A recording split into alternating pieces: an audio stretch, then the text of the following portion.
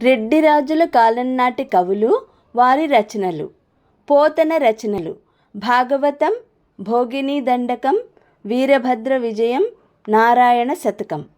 మడికి సింగన నవనాథ చరిత్ర, గౌరన హరిశ్చంద్ర చరిత్ర, మాధవ నాయకుడు రాఘవీయం, జక్కన భట్టి విక్రమార్క చరిత్రం, విశ్వేశ్వరుడు చమత్కార చంద్రిక, కాటయ వేమారెడ్డి కుమార గిరిరాజీయం, శివలింగారెడ్డి బిరుదు భరతమాత పతంగ, తత్వప్రకాశిక, రెండవ సింగవ భూపాలుడు, రసార్జ వసుధాకరము, రత్న పాంచాలిక, సంగీత సుధాకరం, విన్నకోట పెద్దన, భోజరాజీయం, చందోదర్పణం, కావ్యాలంకార చూడామణి, రావిపాటి త్రిపురాంతకుడు, త్రిపురాంతకోదారణము,